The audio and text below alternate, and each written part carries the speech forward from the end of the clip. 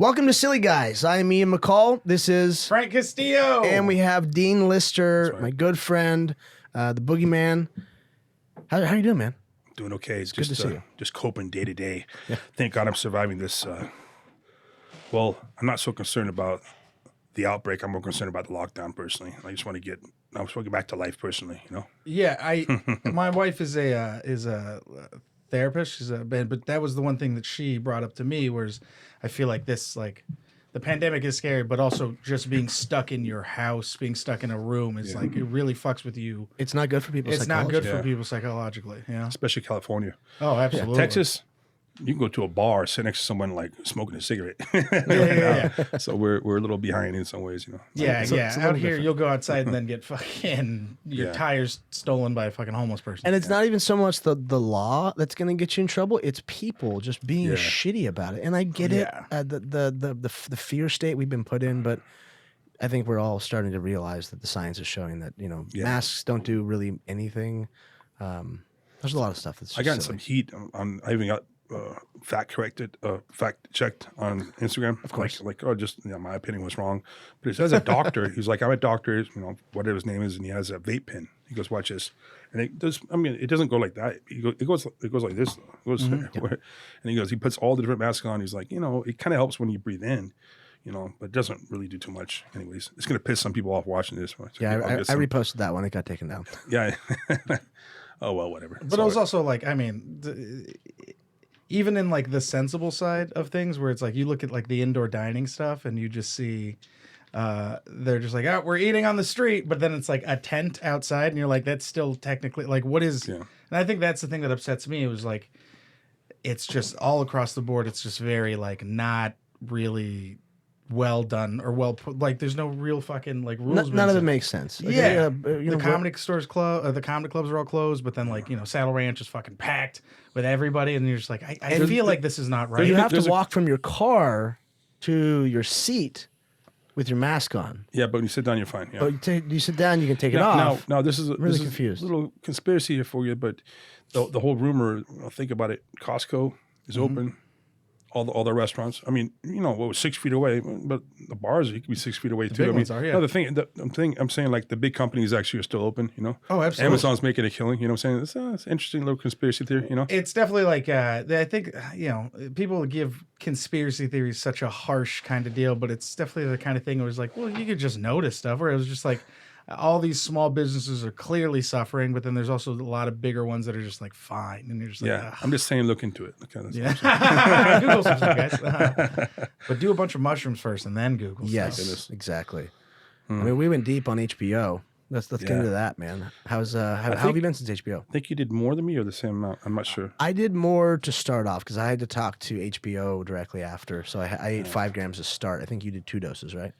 I did like half, and then like a half hour later did half, because I was like, I could feel this is 45 minutes. I'm like, I can feel something is happening, and I don't want to like chicken. I just want to do the whole adventure. He went really deep. I saw that, dude. I watched the video. That shit blew my mind. Yeah. But also, what was that like to have HBO? Because I'm sure the camera guy wasn't also doing mushrooms, right? Yeah. No. I'm actually used to it from UFC. Yeah. It's like, you know, people having a like, camera in your as face. you're warming up and like you're stretching and your partner's stretching, you're kicking and punching. They'll be try to make you talk smack about your opponent. It's just so everything's in your face. I'm just used to it. It's not a big deal. But yeah, I can see how that would be really distracting to most people. You know, Especially, but even on mushrooms, dude, I feel like having a camera would trip me out a little bit in more. a ceremonial sense. And this is the thing. Jordan Kronik was the producer, Emmy Award-winning producer. The guy's incredible. Yeah. I saw his genius, and it was really incredibly beautiful. Yep. And they stayed on the edges. They did their job extremely well. They were really respectful. Perfect. But no matter what, you're in the temple in Julian, California, and there's a giant spotlight they hung from the ceiling in the very middle of where we're having. We have I have a grizzly bear rug, and it was sitting in the middle, and you know it was so awkward that I had to hide the whole time. Where he just sat. He'd never been through it, so he sat there and went through your perfect stereotypical trip of ego death, dissolution, rebirth. What's happening next? I'm sorry, this person. I'm sorry, that person. How can I be better? And it was really intense because you were purging for like 8 hours. 6 hours. It was crazy. I've never seen someone purge that much, but to know that it wrung you out like that was crazy. And did you do mushrooms before that? Maybe like 10 years ago, one time, it was a bad experience. You know the movie Alice in Wonderland? Yeah. With the 3D glasses? My Yeah, friend's yeah. like, he's a doctor. He's like, I'm coming down from LA with some mushroom. Like, I don't want to try. He's like, trust me, I'm bringing some girls. And all right, fine. So he brought three girls. We're hanging out. And he gave me a dose. And I don't really feel it. Half hour later, he goes, oh, do another one. Big mistake, my first time.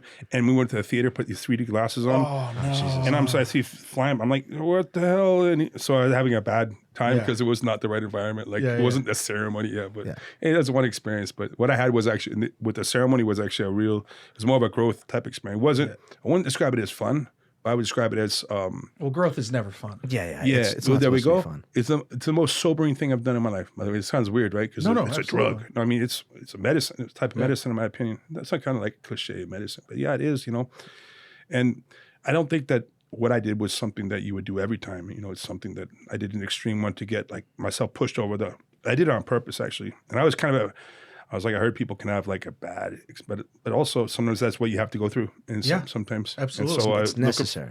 I knew I had to go through it. It's like, man, tomorrow I'm gonna be fighting in front of like 1 million people, but I'm gonna do it. But sometimes you get like a little bit, I want to do it. I'm here to do it, but it's a lot of pressure on you. You kind of want to get over with, Sometimes, absolutely. Yeah.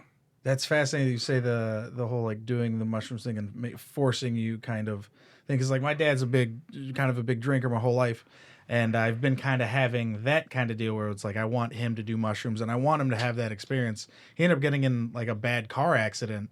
And then after that, he was just kind of like, I think I'm going to take it easy on the drinking. And I was like, that's crazy that was the thing for him. Yeah.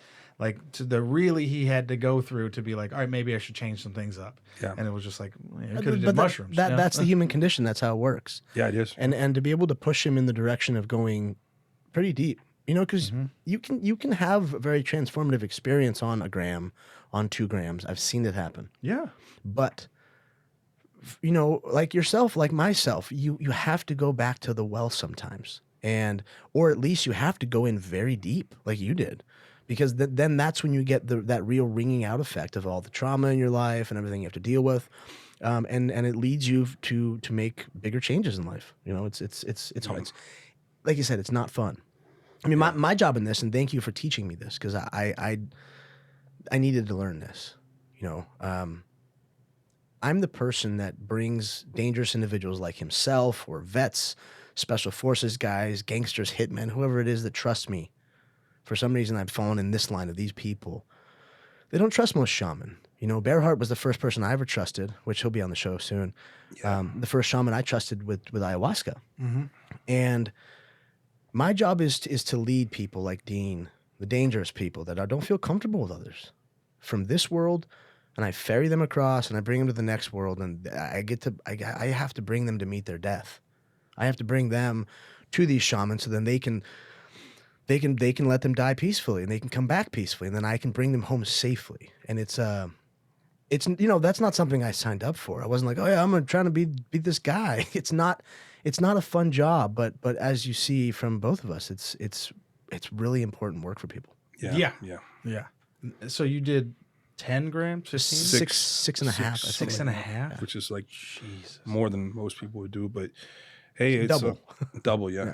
I think average was 2. Average person does 2. 2 to 3.5. Yeah. I mean, 3.5 is kind of the benchmark to go deep for therapy, but it's well, overall over 5 is big. In not every fighter calls it the same thing, but certain fight camps it's called getting scarred up, meaning like, okay, I'm not really in sparring condition, because you can get out of sparring condition pretty fast, where like you're not reacting the same to punches and kicks or submissions, You have to go through some hard training where it really sucks, but then after a couple weeks, like, you're not moving away from, you're going into the punch, you're timing things better. But of course, to get through that, you get a few black eyes. Maybe now they don't train the same way. I heard they're training much smarter now, which is actually really good. That's one of the reasons I went to the ceremony, because of some head trauma, some things. But overall, like, your muscles get so sore to where, like, to walk upstairs it's actually difficult. When you cool down, you're like, this is gonna suck to go upstairs. It just takes like 3 times as long. But if you don't go through that period of time, you're going to have a really bad fight, you know, and your opponent is probably, well, he's, of course, at the professional level, he's going through that as well. And if you go through that, I think it's something that you'd have to look at it as a transformative, positive thing, even though it kind of sucks at the short run. In the long run, it's going to help you a lot and be good for your career and for your life. Yeah, make you a better fighter. Like this makes you a better person. I tell people that I work with, athletes or anyone really, the Mccall method is a punch in the face via psychedelics to begin. I can't have you performing at the highest level just off microdosing. Yeah. That's not how it works. Like, I need you to get to know the medicine first, whether that's with me or with someone else. Do it on your own. We can do it on Zoom, like whatever you need. But get the work done there, and then you can deal with these issues, because trauma is stored in the tissue, and then it will manifest during the most inappropriate times, like when you're in a cage fighting someone. So then you're in there and you go, I'm a pussy. Like, no, dude, you're a savage. You're in the UFC. You're here. Like, you're a big deal. But you're letting your trauma in your life get in the way, And then we go in there and we give them receive PTSD, so it makes it even worse. And as you said, like from a training camp, you're in this state of fear the whole time, because you have, whether you're the best in the gym or not, it doesn't matter. Like, you're getting your ass kicked by fucking, whether they're another pro or some amateur kid, because everyone's kicking your ass. It's at once. So tired. So but then that through that iron sharpens iron sort of mentality, you get through that pressure, you create those diamonds. And that can be put in any part of life. But go back to psychedelics, you want to create those diamonds. You want to create that pressure while you're in the psychedelic state, and like I said, wring out your body, wring out your soul, your epigenetics, and just see like, okay, cool. Now I have to work on that, because that's what's causing me all these issues. Yeah, I had a friend who accidentally did 10 grams. It was it was in a like bottle. It was like, right? And it was supposed to be for everybody, and he thought it was a single dose, right? So he just chugged the whole thing. And then he was like, my boy was like, yo, that's enough for 7 people. And he was like, oh fuck. And then he said after that crazy ass trip, he was like, I needed something like that. He was like, that was the trip that I've been chasing for a while. He was like, I ended up dealing with some shit I didn't even realize that was bugging me. Yeah. But you're right. Sometimes you need those big, heavy trips to just kind of like set yourself right. You know what? I've had a fight that you were not the same after a fight. And it was so hard of a fight where... I've never had that. Well, I just feel like I have to be honest. Maybe the first 2 fights I've ever been in, that never felt the same. But no, I get what you mean. I mean, this other guy's training super hard. You're training super hard, yeah. and you guys push each other to some Roast level. battle. We'll go to roast battle. Oh, okay. Yeah. I'm down. I'm gonna watch that. He won it, so he's That's actually something. It was a competition. Yeah. Okay, yeah. Yeah, I'd probably just stare the guy down. I don't know what I would do. Just scare the fuck out of him. We've seen 2 fights happen at roast battle. Oh, really? That's ever happened between people talking shit. Seriously? Yeah. That's actually so funny to hear from him. He was like, "What, they fighting?" I was like, "Yeah, it's shit talking." Yeah, that's the point. I won because you threw a punch at me, you dick. Yeah. But yeah, go on. No, I was just saying, like, at some point, you're gonna find some fighter that has like that perfect style for you, that either challenges you or you complement each other to make a really good fight. It's happened to me my jiu-jitsu career. I've had guys that I've had a few pivotal moments where I almost increased, not twice as good, but I got a certain degree better after one match. The rub. Yeah, to where if it wasn't for that opponent and that experience, I would not have been the same grappler. So those experiences, I guess we're looking to chase. You can't win every single fight. Of course not.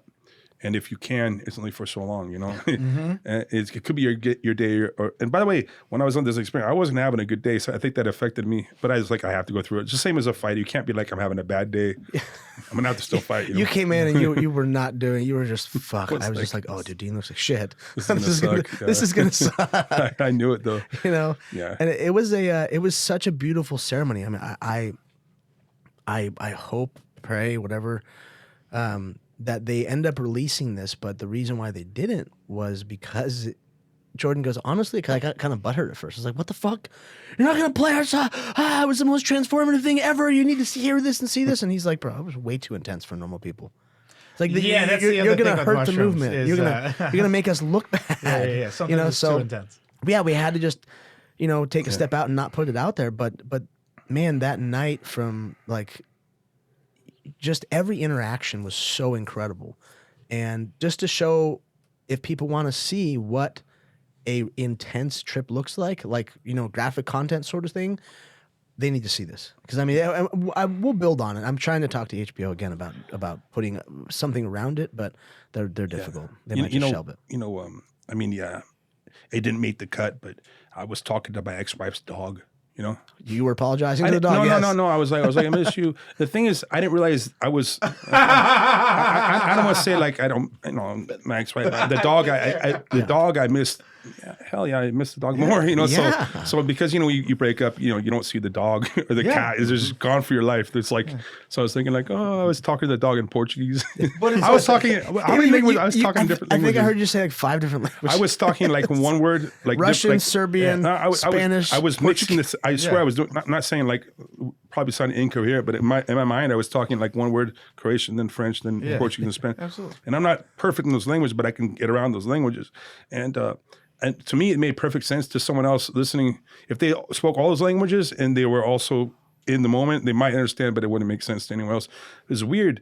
I actually really thought I died, sincerely. Even though I was like, yeah, that might happen, but I won't believe it because I'm constantly thinking about it before. Like, I'm not going to believe that when it happens. What did that if I can ask, because it's like I've had that feeling of like being too high on mushrooms when you're like, and it's a sense of like, oh, everything's gonna black hole and shrink, like that kind of like weird feeling. But when you say you had that like death kind of thing, what was that? What did that feel like? What did that visualize? It just got real lonely, and I was stuck like in my position. Like I didn't see myself. Well, then I don't know. It's weird.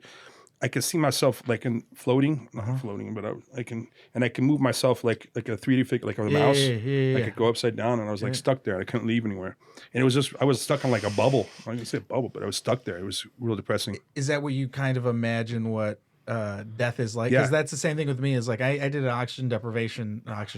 Not that. That's a different thing. I can show that. Yeah. Actually, I did that a few times. We don't need drugs for that. We don't need drugs for that. Actually, I used to do jiu-jitsu for like 2 years. It was a lot of fun, but I was never like the best at it. It was good. But I remember one time in class, our teacher was talking about getting choked out and stuff. And I was like, oh, I've never been choked out. And all of a sudden, like everyone the class stopped and it became Frank's going to get choked out. Yeah. And he was like, do you want to? And I was like, yeah, I want to know what it feels like just so, because I want to know what it was like to know what that point was going to be to where I was like, if I'm ever like trying to like, break out of it or whatever, like I know what the limit is for me to where I'm going to finally pass out. And I remember everyone was so excited and he fucking choked me out in front of everyone. And it was just like, I just remember waking up and being like, oh, where's SpongeBob? And everyone was just dying laughing. You had a dream? I had a dream. Yeah. By that time passes in Europe, it might have been 2 seconds out. It feels like a few minutes, Yeah. And your legs fish a little bit. Yeah. Man, you never know. When I was I thought it was a couple of days, but it was 4 hours. Wow. Well, it seemed like a couple of hours. And in hindsight, at the moment, I was like stuck. I'm like, I'm actually dead. Yeah. Man. But that's what I kind of felt like death feels like, is that like emptiness, but you're still like a body or a person. Like you're still a consciousness, but you can't like move or anything. Like, because that's what it, like when I trip the hardest and I get worried and nervous, that's what I imagine it. Like, yeah. It was a kind of misery that I don't think you could ever get used to. I think that's you punishing yourself. Why I looked at it, like the way it made a difference for me was you start looking at things you didn't forgive yourself for. Maybe you lost an opportunity. Maybe you caused some heartbreak for someone. Who knows? Whatever. And also, there's some people that you'll say, "I forgive you," but you really didn't forgive them. You can just say that all you want, but have you really forgiven them? And people have really done you wrong or stole something from you or whatever, and you're harboring this kind of thing in your head, and you realize these kind of things subconsciously really drag you down. So I think that helped me to identify those things. It makes sense to you a little bit. Oh, absolutely. So when you talked about, I mean, it was funny when you said it, but it's such a real thing when you were talking about apologizing to the dog, where it's like, that's such a small thing that you wouldn't even realize would make such a big impact, where it's like, yeah, of course you love this dog. You see this animal every single day. It's a part of your life.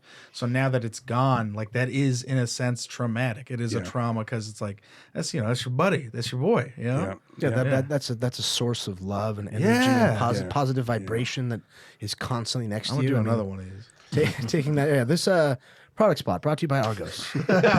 Also, yeah. Well, Articles. real pause, real quick before we get back in this conversation. You're the only guy that's ever given me this much underwear. How many all men at do you have once. buying your We're on underwear? pause. Frank? We're on pause right now.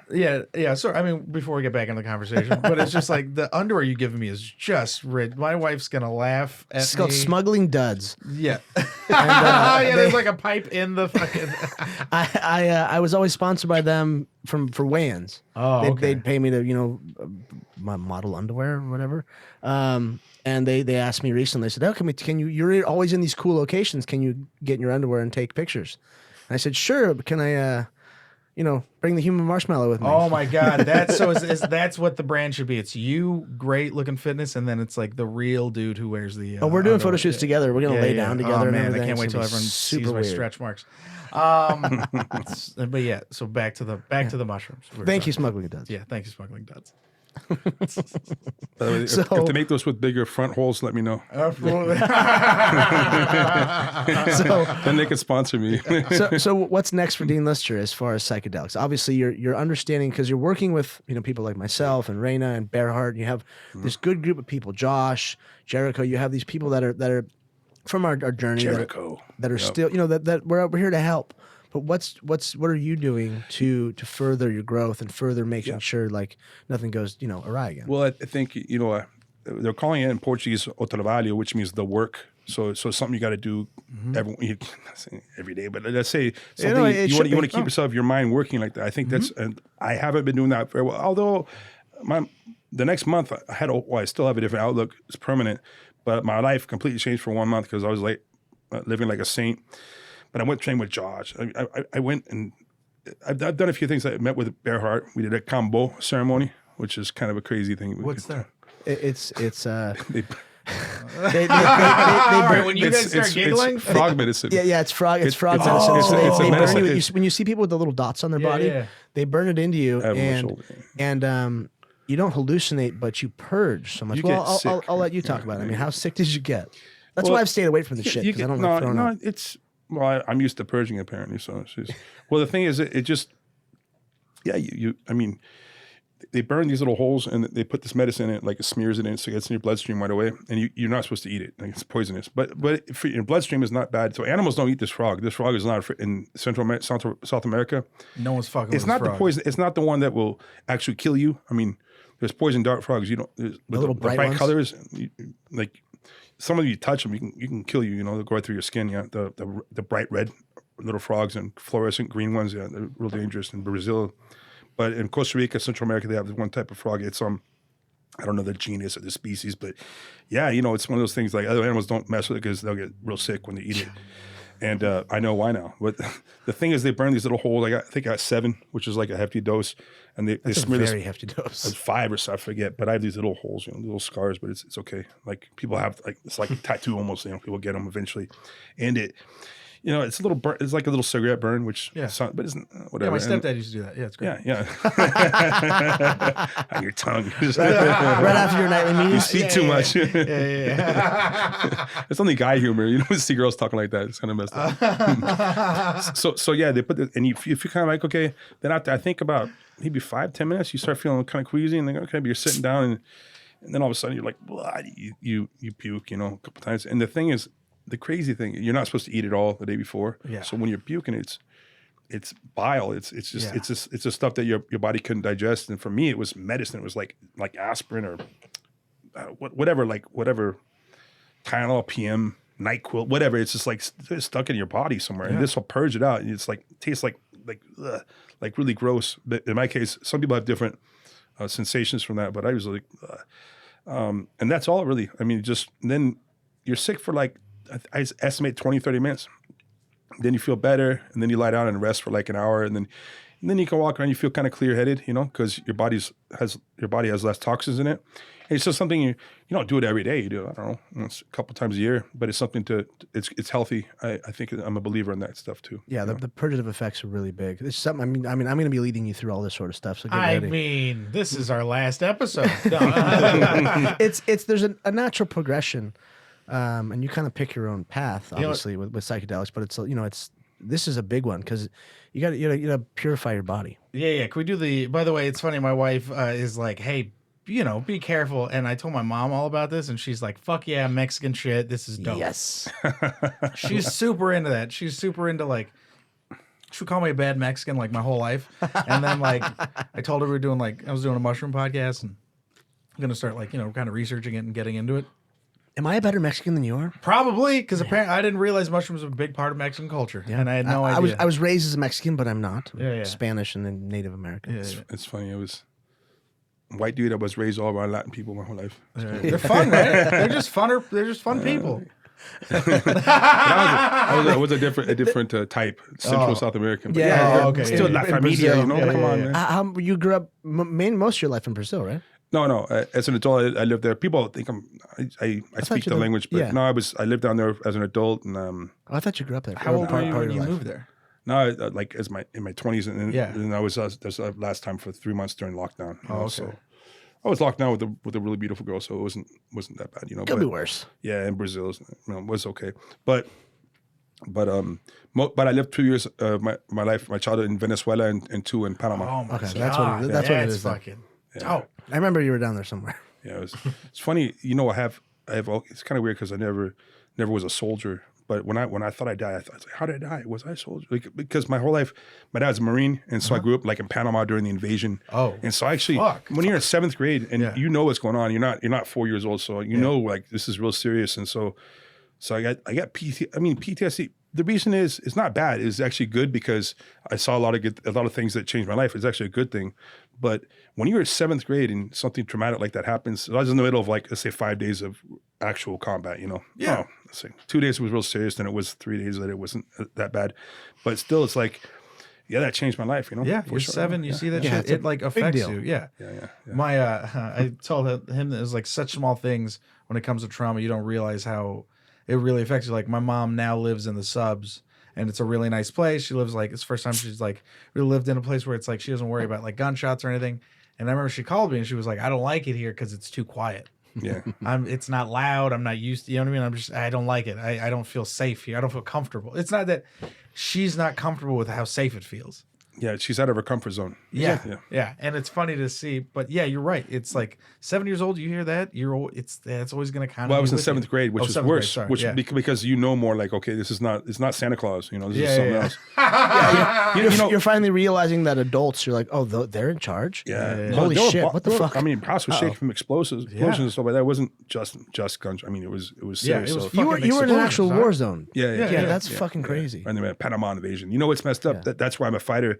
USA lost 18 people, which is terrible, but Panama lost thousands. Yeah, of course. So I went back to school, and they were like, the racial slur for us was Yankee. It wasn't gringo.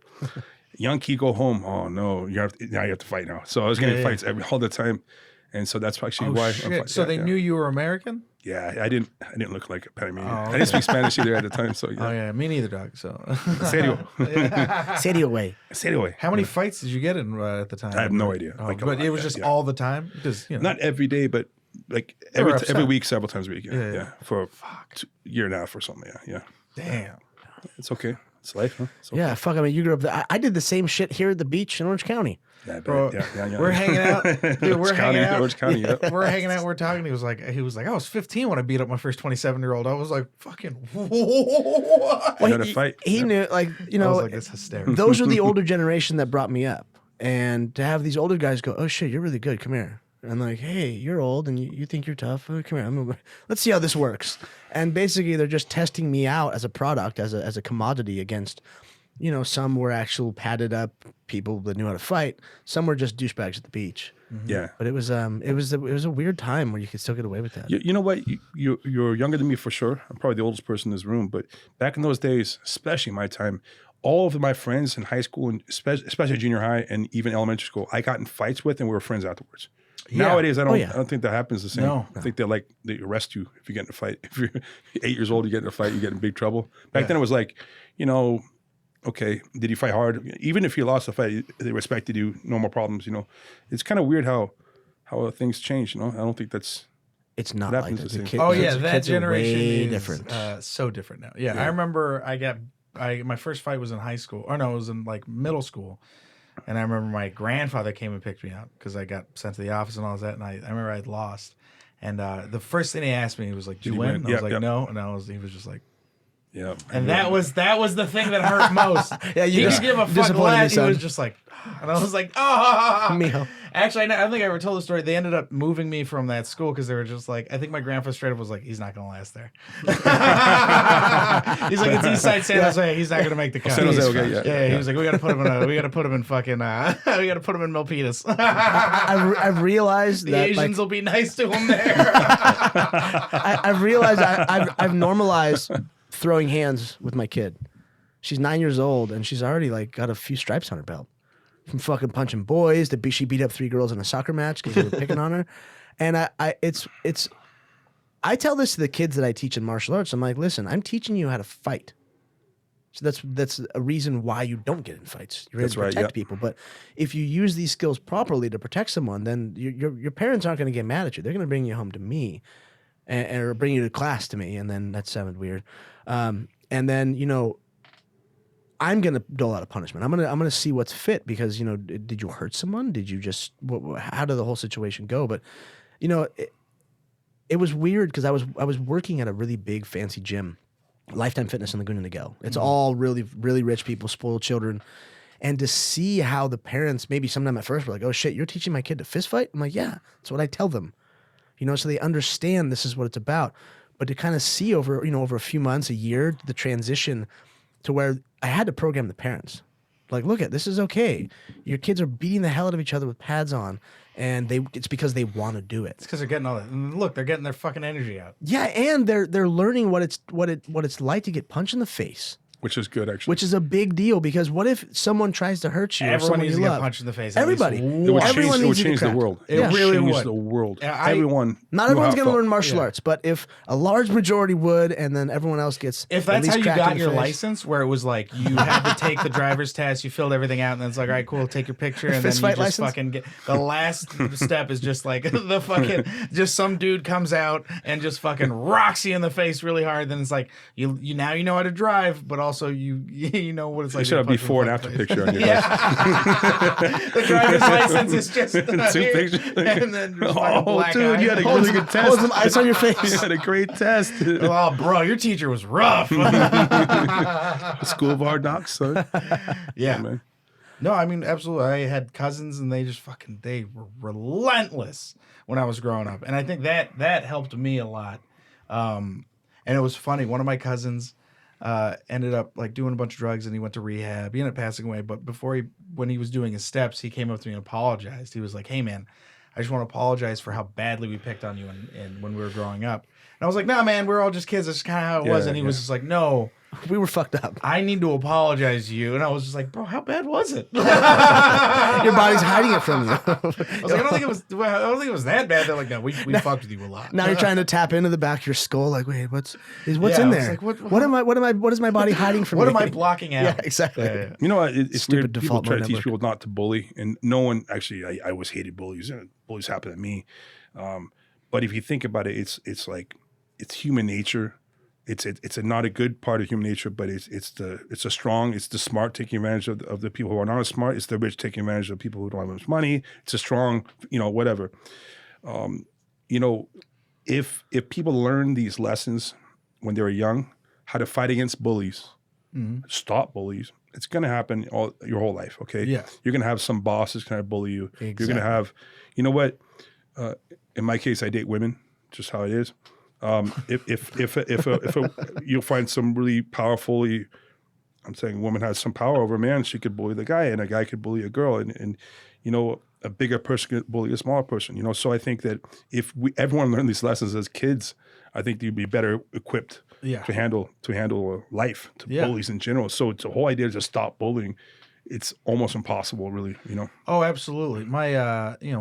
It's so funny the things that you say, because I hear a lot of what my wife is teaching in therapy and stuff. It's where it's like it's these lessons at the core of them where it's like, oh, it's the same lesson. You know what I mean? Where it's like we can't teach people to not. We got to teach people how to like cope with shit like this. That's what I'm saying. Because being able to cope and stuff is a much more valuable skill than like, all right, we got to stop everything. Yeah. You know We what I need mean? a safe space. Yeah. There we go. That's not going to and then help funny, anybody. that was actually kind of where I was going to. Now we have safe spaces. Like, you know, instead of dealing with the travesties around you, you just hide from it. And it doesn't really go away. It's like trying to use drugs to make something go away. It doesn't make it go away at all. Self-medicating. Yeah, absolutely. Yeah. That was the thing I was talking about with like the Pepe Le Pew thing. I was like, it's like, I understand these characters of like wanting to cancel them because of whatever. It's like, but there's a better move to be made where it's like, don't get rid of Pepe Le Pew. Like, you know, create his son who loves consent, and then like teach Pepe. Like, you know what I mean? Like, show growth through that. You know, do the work of writing, do the work of creating. You know, like there was another thing. Spin it in a good way. Yeah, man. Because Figure these the are fuck out. You know what I mean? Teach people. These are pillars of entertainment. And again, if we're gonna throw away everything that was racist at one point, or however you want to word it, then we have to throw away every person that's over 50 years old. Yeah. Because they're all fucking racist at some point. It doesn't matter who you are, where you're from, what color you are. time. It's just part of the time. It's how we were programmed to be shitty to each other, dude. Well, there's also like a difference between like racism and then like, you know, my best friends from high school calling me a wetback, but I'm like his wetback. You know what I mean? Yeah, Because it's yeah, like yeah, I've yeah, known yeah, that yeah. kid forever. He's like my best friend. I love him to death. But it's more You know what I mean? it's with them it was more my team versus your team. Yeah, yeah. Whereas like my grandfather was really like, he was in a sense like definitely ignorant. I wouldn't say racist. It wasn't like he hated black people, but he was definitely like, he was like, oh, I got to do better than them. And like when he moved into like a white neighborhood and was just like, look, we're not like them. And then they were just like, what the fuck is this wetback doing in our neighborhood? And he was so bummed out because he was like, I don't understand. I'm like, you guys now. And it's like, no, man, that's not what it is at all. You know, it's funny. We're driving up here with my bro Josh and his girl. We were talking about this, about how this is like softening the whole society. It's making everyone like, okay, when my childhood cartoons, like it was Transformers, Optimus Prime, he got killed. Yeah. No one's dying. But the thing is, but they can like basically watch pornography. That's almost okay. Yeah, absolutely. But then again, like you know, the character can't die. You can't teach about life and death. I was very sad when it happened to several of my heroes in South America. They have one show called Mazinger, which is a Spanish one. It's actually from Japan. When Superman died, I was a comic book dork. I was fucking. Well, there we go. Yeah. But nowadays it's like you try to hide that reality of like, even though it's not real. There's too much protection of things. Like I remember, you know, I grew up poor and stuff, and I remember like my dad and my mom were like just straight up like, it fucking sucks. You know what I mean? Like but we're gonna make the best of what we have. Some people just try to like protect, and then it's just it just doesn't end well, I think. Yeah. You know, we're saying earlier about how your mom was uncomfortable being like in this safer. She didn't feel comfortable. It wasn't what she was used to. I think that's also maybe a slight explanation to how some people, they'll get into abusive relationships because, you know, why is this real pretty girl with this guy who's abusing her? Because she's not used to dealing with something that's better than that, you know. To her, it's like it's not what she's used to when she grows up. Yeah. So when we go through these kind of ceremonies, you start seeing things like that. You start saying, wait a second, like what am I doing? You know? Yeah. So I'm not one of those people in an abusive relationship, you know, and I know they have their own struggles, but I can see how things like that, you could look at things I was comfortable around, but it wasn't positive for my life. You know? And overall, it's like, isn't it funny? It's all comes full circle. Like we're talking about society now, we're talking about personal weakness and growth and stuff like that. It's crazy how like what you attach yourself to, you know, it can be comfortable, but it may not always be positive, you know. Yeah, so absolutely. even though it's a safer area, it's like it's not making sense to her, you know, a little bit, you know. A lot of that is it's so funny you make that point because a lot of that is like it's self-worth and a lot of the things you see within people where it's like, oh, I don't deserve to be happy, or I don't deserve these good things, or I don't deserve to be a healthy person. And a lot of it, I think, in society, the problem is with people is like they don't have that self-worth, that they just feel like it's like, oh, I got to be like, I'm not worth having a good life. And it was like, no, everyone is. Well, yeah, it's true. But then you look like when your dad moved into a new neighborhood, or grandpa, what was it? Oh, my grandpa. He made it. You know, he fucking moved on up. Yeah. And still you get there and you have people shitting on you. Yeah. So it's like we're finally in a time where that's not happening. You know, you get to see black people celebrate on TV so much about building the black community, about giving back to each other and giving each other a chance and doing, building it because they need to. And, you know, it's cool to see. You know, because Yeah. with the whole, I hate it, but no, I'm sure. but it's just you know, you still. What I'm getting at, I guess, all the old people have to go away. Well, before big change happens, all of our parents have to. Oh, have yeah, to a just lot of- yeah, ride the- off into the sunset. I get 'Cause what you mean by that. The world's. We can change all we want, but those people are not going to do it. Yeah, my grandfather is very. I have a step grandfather who's like very Italian, and you know, I lived with him a lot growing up.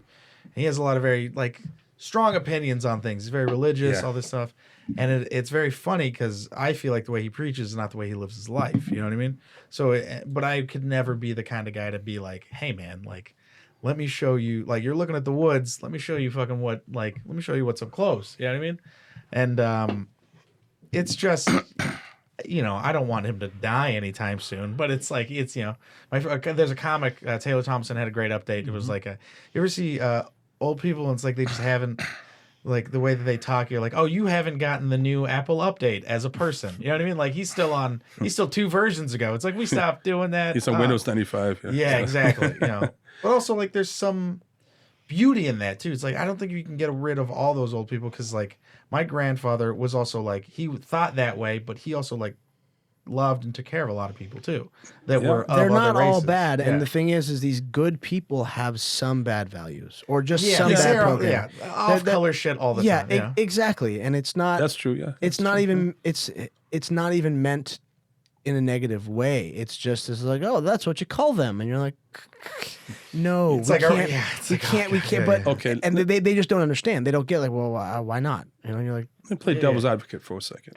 There's an Please. old saying. What is it? Like, I'm just excited to see where this goes. By the way, he's all about devil's advocate. No, it says hard times create hard men. yes, Hard men create easy lives. Easy lives create weak men. Weak men create hard times. yeah. Oh my God. And we're in somewhere we're not. There's hard men among us, but we're not in the hard men time right now. You know, we're kind of like I think time's gonna get harder and harder because right now, back in the day, right, despite people's flaws, I think people got along a lot better in some ways. I think so. I think people used to. There were terrible things. I'm saying people wanted to build a nation, wanted to become stronger, and become American, which is now a bad thing for some reason. You know, becoming American is a bad thing now. And I think that people shared more values, even if they had all kinds of 100%. arguments. You know, but now we have more arguments and less shared values. I think so. I think that right now we're getting comfortable times or easy times, weak men. I mean, there's strong men among us, but I think we're in that time right now, which can create harder times. Yeah. It definitely feels. That's my devil's advocate. That's devil's advocate. Yeah, it's pretty godly actually. Yeah, it wasn't really devil's advocate. That actually makes a lot of sense because it's like you look at like it's funny because you know my grandfather and his like so my grandmother like worked in the field. She moved with the fields. That was kind of like her whole kind of family. They were like they picked, they fucking sold fruit, all that jazz, you know. And my grandfather would Thank like, you, by the way. That fruit's fucking My delicious. pleasure, My Doc. favorite. Whenever I see I used to that have a stand. joke about how I stopped doing it, but I used to have a joke about how I was like, you know, I really hope that they keep Mexicans picking the fruit and they don't let anyone else. Like, I don't want Americans picking my fruit because they don't know how to pick it right. Like Mexicans got smaller hands. It's a twisted motion. Also, like Mexicans just make the strawberries taste better. You know what I mean? I don't want like privileged hands touching my fruit. Just dumb shit like that. I stopped doing it, but I forgot the point I was making. Oh, strong men and weak men. You know, my grandfather's whole American dream was like, you know, you work hard, you know. Then he had his kids, and he had his vision of the American dream for them, but they wanted to do their own thing, and they ended up doing it. Sort of. They still ended up working for people and all that jazz. Whereas, like me and my generation, like my whole family was not very supportive of me doing stand up and stuff. They thought it was very like, they're like, nah, you got to like work for UPS, or you got to like, you know, get like a job, or like real man job. shit. Yeah, a real shit job. And then now it's like, this is what I do. And they're all very supportive and they dig it. But it's just something that they wouldn't think of. And I'm a very soft man, I guess is the point I was trying to make. And when I have a son, I'm just going to throw bricks at that motherfucker all the time because he's going to be a beast. Those kind of jokes, and you know who does it well is Andrew Schultz. You know him? Yeah, I love he does Schultz. those. I mean, you can't even like. No one could heckle that guy. He's talking about basically. I'm not a comedian, of course. He's saying, you know how there's a correlation between cultures that treat their women badly and the taste of good food. Yeah, I used to. I had a bit where I was saying that. Try to heckle and watch what happens. You're not going to win that argument. Well, those are my favorite kind of jokes where it's like the perspective of like even on the left and even on the right or wherever you fall in between. It's like it's going to upset everybody. So that I feel like is where it's kind of coming to a point in comedy where it's like, well, for me, it's like I don't want to like make one side happier than the other. It's like I'd just rather offend everybody. Everyone, yeah, exactly. I'd rather everybody be upset because then now it's like, well, if everyone's offended, then I'm in the clear. You know what I mean? And if no one can laugh at themselves, then come on, man. You know, there was a Bill Burr, another great comedian, was saying something like, he can make jokes about these people, but as soon as you make a joke about this, then people get offended. So, you were laughing at all those other people, basically. You know, it's kind of like weird. What Dave says. It's all funny until it happens to yourself. Until it happens to you. I'll laugh even harder if it was about me. I didn't heckle. Joe Rogan one time, he was in my city. He didn't let me know. And I was like, I'm going to show up to his show.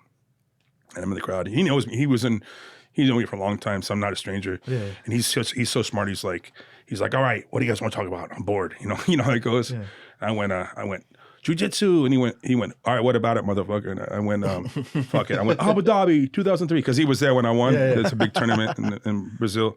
He's like, all right, motherfucker, you're being very specific. Who the fuck are you? He looked around these lights. Oh, Dean Lister. Everybody, for one day in history, this guy was the baddest guy on the planet. Everyone gave him a round of applause. I'm like, oh, shit, because I know what's coming next. And he's like, hey, you could park a truck on your face. And he went off for like 5 minutes about my face, what I was wearing or whatever. I was wearing nice clothes, but he was still fine.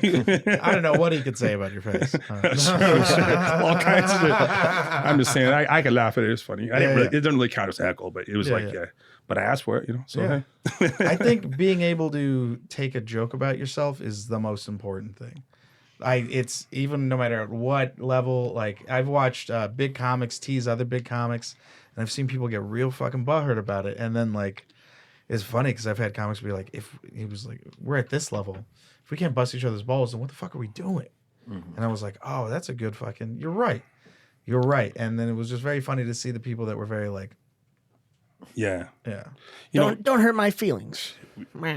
We can move on from comics, but real fast, my favorite comedian of all time was Patrice O'Neill. Oh, he was my favorite. Who was yours? Patrice O'Neill. He was one of my favorites. Better be inventive. I like Carlin just because the storytelling. Of course. I like long form. Yeah. You guys know why Carlin, so the thing with Carlin is his whole thing was he did a new special, every 2 years, right? He was kind of the guy that made, that was like his schedule. You know why he did that? The IRS. And?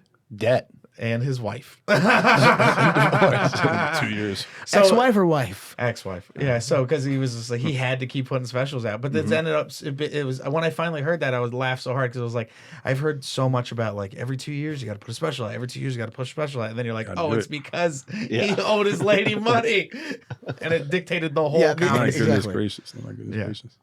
Patrice O'Neill was one of my favorites. Yeah. I remember showing my father for the first time Patrice when we were like on the road, and that was like being able to bring him like comedy albums. He's like, oh, okay, like getting his like validation. What makes that guy laugh? Yeah, it was dope. Yeah. Well, we're on the same page about that. If you could piss everyone off, I think it's better than pissing one person off, taking sides. Because I think it's a good time to. I think people got to step back and look at everything and laugh at everything if they can. I think it makes life easier. Yeah. Well, comedy as a whole is going to end up teaching society how to laugh again. And how to be offended and how to fucking deal with it and how to I think that comedy is going to have a big part of that. It's going to be who else is going to teach? Who else is going to teach that specific thing? Because, culture's crazy and they're all worked up over all kinds of weird shit. And I think it'll pass. It'll get better. And I think, especially seeing, granted, I just got in the scenes, but I see the growth in it. This seems to be massive, Oh, yeah. No. We're going to hate those new open micers just as much as, no, I'm just kidding. They didn't have as hard as we did, I mean, he's known me for a very long time. I'm very much that guy. I am so vocal about just bullshit, and it's gotten me into a lot. It's actually not true. You were very nice to me when I first moved here. You're funny. Well, before. No, my first open mic you hosted that I did. And Jay Light hosted an open mic at the Comedy Store. Yeah, but you did well. Sure, but you were nice before then, so I don't. You're trying to have this all right, reputation as an first off, asshole. you're ruining my reputation. You're right a nice guy, and you're gonna have to deal with that. Man. No, but you've seen me be mean at Mike's. All right, now I feel like I'm fishing for fucking Frank's an asshole compliments. I've never seen you be mean, but I want to. right, I asked you about open mics. You're like, nope. You smack a water Nope. bottle. And I was like, why not? This is stupid. Don't fucking go there. I was like, Oh no, I said don't go to the pay to play mics. yes. Yeah. I would bomb so hard, man. I mean, I'd do it, I guess, just to bomb one time. But did you bomb me first time? Oh, I still bomb now. What are you talking about? well, He's seen me bomb a bunch. Yeah, everybody bombs all Yes, the time. You have to. That's what happens. It's one of those days you wake I up on the bomb wrong more side. than usual. It's great. Jeez. Oh no, well until it stops, right? That's the thing is like you keep bombing and then you're like, oh, that one I didn't bomb, and then after a while it becomes no longer how many times you're bombing and like when it happens. Like you're like, oh, I haven't had a bomb in a while. I should probably bomb soon. Well, it's the sort of thing I look at it this way. Everything for me goes back to fighting.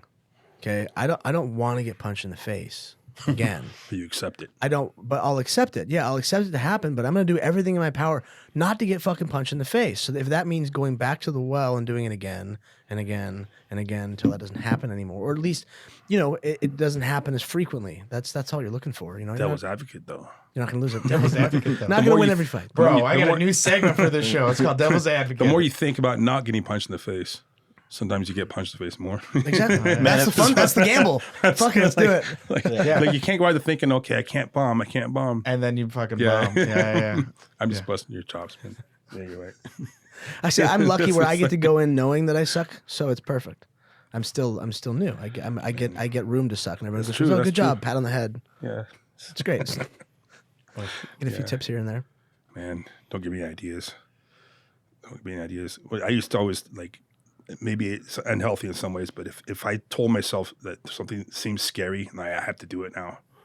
Yeah. So Oh no, that's not unhealthy at all. Absolutely, that's very like face your feels kind of thing. Yeah. But it could. I'm saying like at some point, like for instance, I saw some people doing that. Those those underwater cave dives where people can die. I was like that. I was like, I'm probably not going to do that. Where Donald Cerrone almost Yeah, died. exactly. Those kind of stories where you go at the silk, you shit's can't crazy. find. There's a little tiny hole this big, and you're in a 300-meter cavern, and you have like 5 minutes left of oxygen. See, that People sounds die like all- so like- much fun, but that is also extreme. I would be the guy who'd be like, fuck. Yeah. So that's what I'm saying. I was like, I might have. No, I probably won't do that.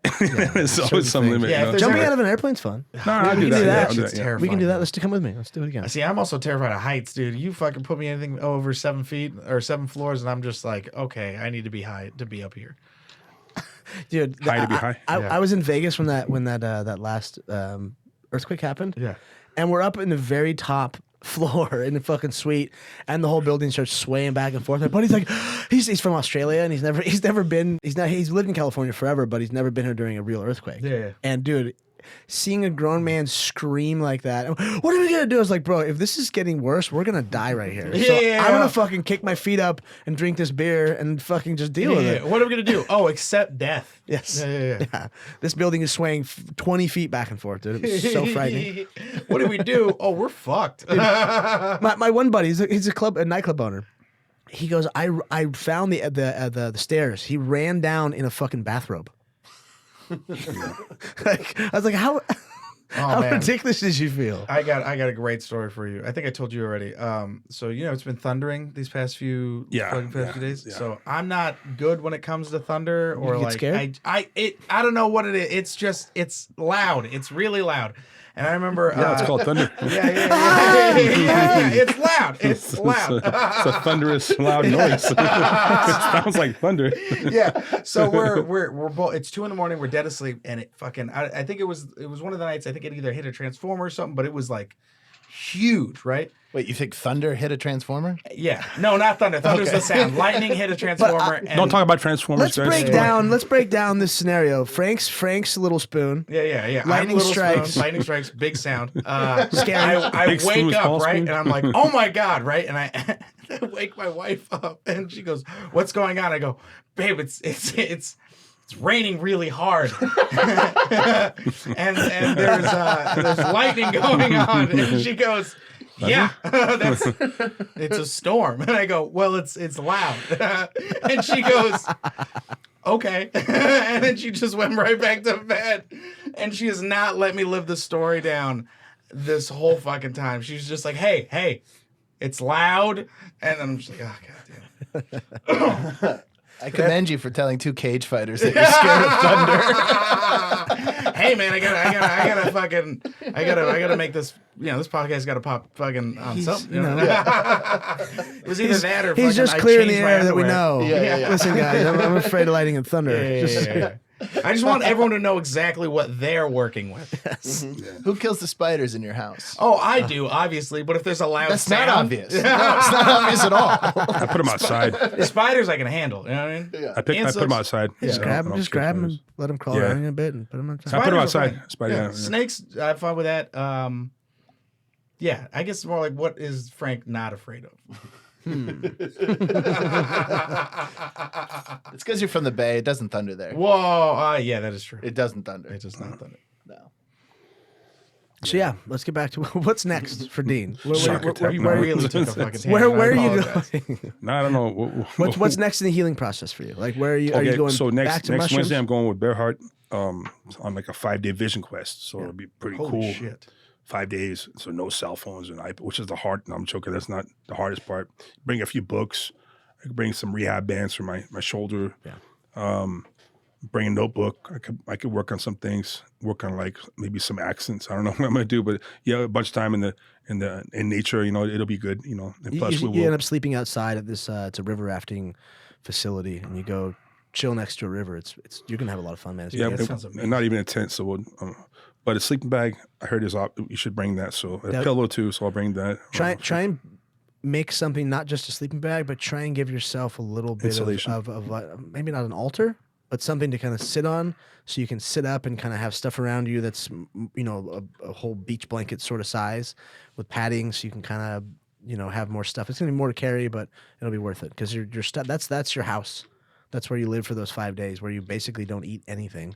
Yeah. What are you doing? You do ayahuasca or San Pedro or mushrooms, and you're with the shaman, the only shaman that I trusted, to group, and they play music, and they, obviously there's a whole dieta that you have to do. Obviously you're doing it before you go in. I was invited on this one, but I can't make it. And I'm really bummed. I wanted to do that journey with you guys, but it's, you go and you connect to nature. We went river rafting during it, but I think the water's too cold right now. That's what you asked me the first time we met. He was like, "You want to do mushrooms and go river rafting?" And I was like, "Have you looked at me?" They're easy rapids. The little kids do it. I mean, yeah, we should do it. Yeah, it's it is incredibly transformative. Those guys, as you saw, I mean, dude, they work magic. They just, there's no system. They just give you the medicine and they fade back into the shadows, and they watch you, and then they pop up out of nowhere and play music and have, they lead you through this amazing journey. I kind of want to do it. Yeah. We'll go. You want to come? No. Oh, okay. Ayahuasca on the river. Oh yes. Then we can. Ian. You do ayahuasca, then you go risk your That life. sounds the like next a day. restaurant name. Ayahuasca on the river. Like a very, It's a band name. Yeah, very fancy. Ayahuasca on the river next on stage.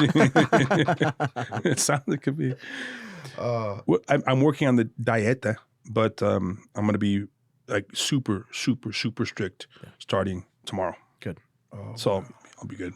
The biggest thing is like you're not supposed to, like, the date before get drunk or something like, no, I'm not getting nothing like that. Yeah.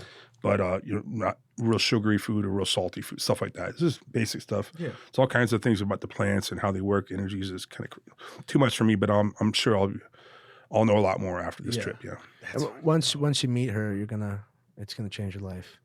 Oh yeah. You meet the grandmother and Who's the grandmother? so ayahuasca. Oh, okay. Yeah. Okay. And that's what they You're call dropping it. terminology on me and shit. Mushrooms- I was like, yo, whose grandma's there? I love abuelas. Yeah, mushrooms are the teachers. Yeah. Mushrooms are the teachers, and you have ayahuasca as the grandmother, and she comes to you in a few different forms. But man, it was. I did it the weekend before we had our journey on HBO, and man, she showed me some stuff because I was trying to get in position. I guess she knew what I was getting ready to go do, so she set things in motion for me to deal with. If I'm going to be this person in the position that I'm in, dealing with fighters and taking them through these journeys and helping them and being, the voice of this, I need to deal with these issues first. Like my best friend died in my arms, and I hadn't dealt with it. You know, I still haven't completely dealt with it and figured it out, because that's where my work lies with ayahuasca. She led me straight to Shane and was like, "Oh, you have some unfinished business." So I ended up getting in a fist fight with my best friend in my sleeping bag. And mind you, he's been dead for 5-6 years. Yeah. And he's also a heavyweight world champion. So it was just, I was driving up there going, hey, I was thinking like, fuck, has anyone ever gotten in a fist fight in an ayahuasca ceremony? And then it happened.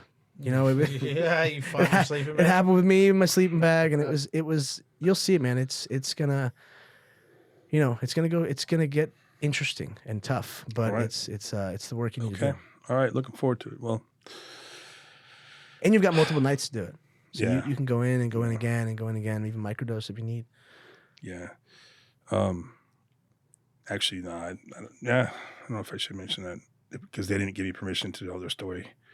But yeah, it's going to be something to go through it. You know, I'm looking forward to the experience. You know, there's always that little trepidation of like, okay, what am I gonna learn, or what is it that I need to know? And I think deep down, you know, like a little bit about it, like what you're going through and stuff. You know, It's almost I don't like know. you're afraid of what you're going to be shown, because you know it's something you have to go through and you have to work on. You know the weirdest thing? You say, okay, like why is someone nervous before a fight? I'm not nervous at all. Well, you could say excited or whatever, but everyone has That thing. things, and usually it's a combination of fear. Let's say it depends on the person. It fluctuates. It could be like being embarrassed in public. It could be just being so tired you can't move, and that's a terrible feeling. You know, it's like you can't pick your arm up, like you're that tired. That's a terrible feeling. Or you're so tired you can't breathe, and you feel like you're being smothered, and sometimes you are being smothered in the UFC. The fear of injury, usually that's not the biggest thing, but it could be there. But a lot of times it's the fear of the unknown. You don't really know what's going to happen. Think about it. Like if you knew you were going to walk out there and lose, but you're going to have to do it, you might be able to accept, okay, I'm going to fight hard, you know, if you know the outcome, you know. But if you don't know the outcome of anything, it's kind of like, I mean, why a lot of guys are afraid of rejection. They don't know what's going to happen. It's easier to don't talk to the girl. It's not the best solution usually, but I'm saying it's a more simple way of dealing with things temporarily. And this way, how about that new job I want? Well, what if I apply for it and they reject me? Or I'm applying for that college. What if they reject me? It's better to imagine in my head that I would have got accepted, but I don't apply for the college. You know? So a lot of times it's the fear of the unknown. A lot of fighters that haven't, I'm not trying to say anything smart about me, but a lot of people don't even know the reasons they're afraid of something, you know? So it could be the fear of the unknown, you know, because I'm not really sure what's going to happen. That could be it. I say it's fear. I'm looking forward to it, but yeah, I'm just like, The uncertainty. what's going to happen? Yeah, you know, yeah, uncertainty is, people need a little bit of uncertainty in their life to have some excitement. People need a certain amount of certainty to have some, what do you call it? Security. Yeah, security, you know? So you need a mix of that. If you have too much security and nothing uncertain, it's boring. Oh, right? so boring. Like grandma, right? Or your mom? Yeah, my mom. Yeah. Too much certainty, probably, right? Yeah. I mean, I'm putting that in more clinical terms. But absolutely, in a sense where she's just like, I never have to worry about drive-bys. I don't have to worry about someone fucking trying to like do anything crazy. Like this is a suburban white neighborhood. Like it's fine. And it's like, yeah. Well, how about the opposite? You know, I met people that are actually from the bush in Africa.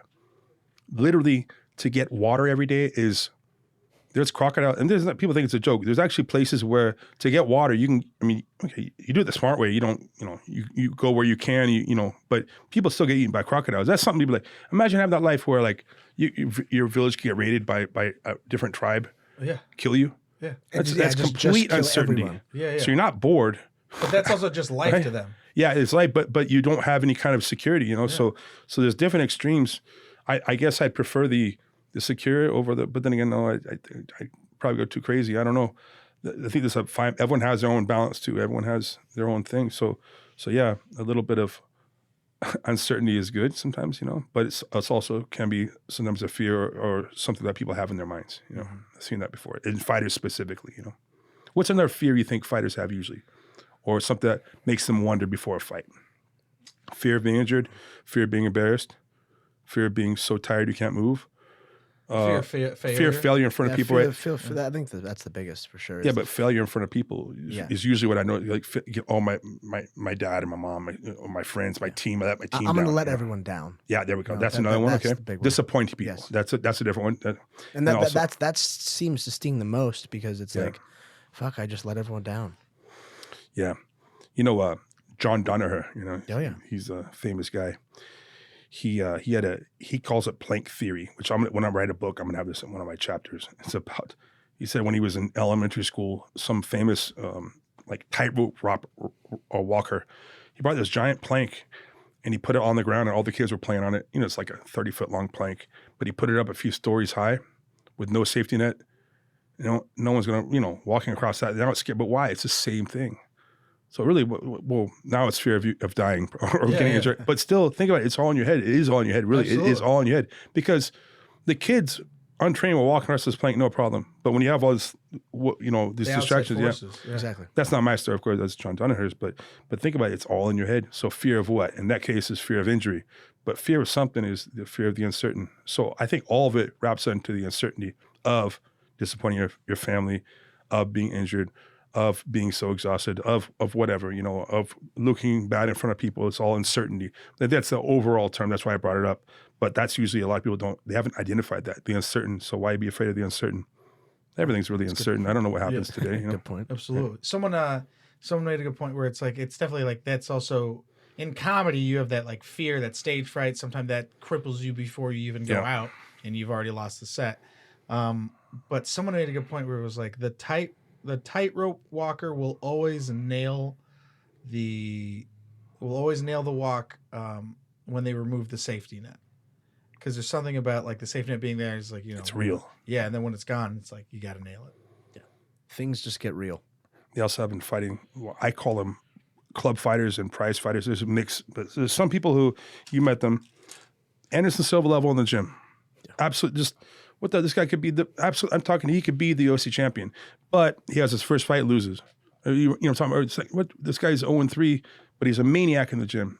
So in the gym, the guy is basically Anderson Silva level. These guys, for whatever reason, and some people, more rare, they're not that good in the gym, but for some reason, when the rope's off, or let's say when they're in front of a bunch, they just turn it on. I don't know why. Happens in every sport you can imagine. It's interesting. By the way. Most people are neither or both, right? So most people who are a good club fighter, you know, it's like we have these weird exceptions to the rule. But have you met a few prize fighters that are not good in the gym, but they're good in fights? Oh, a bunch of them. And have you met guys who are good in the gym, but they're not good in fights? Way more of those. Yeah, more of those. To be honest, there's yeah. so many talented people out there that are fucking worthless. In comedy, you see that too. Like I've watched comics like at Mike's just murder, like just smash, supposed to be small. But when the pressure's on, when like someone's watching, like a talent coordinator, you see him fall apart. And that's also the kind of sad thing is like you see some comics have multiple chances of like getting seen and they just can't put it together because of none of any of the it's all outside for they just don't know how to like handle like being watched and it's like, and it is a weird thing, obviously. I mean, it's not getting fucking punched in the face, but it's like, you know, it's fucking. You start worrying about like, oh, this is my only shot. This is my break. Like, you know, that director's watching me, like kind of deal. It's very fascinating to see the fucking like. It's all human stuff, isn't that crazy? It's all human stuff. You know, on the same example, basic example. I know. So I won't say his name. He's a known person, not famous, but he's in the real estate industry. The guy must have, I don't know, 40, 50. The guy's super successful, but he's like a public speaker / like is selling people real estate, but he's a talker, but gets nervous in front of girls. That's crazy. You can't go up to a stranger and talk to her. It's like, look, I know him. I know this guy can talk. He can sell anything to anyone. An old joke, or maybe you can't say it today, but you can sell ice to an Eskimo or whatever. Yeah. I can't say that today, but that's an old joke. Mormon. The old guys got killed. I killed the old guys. But yeah, the guy was so good. He could sell anything to anyone, really. Yeah. He was so good, especially in his forte of real estate.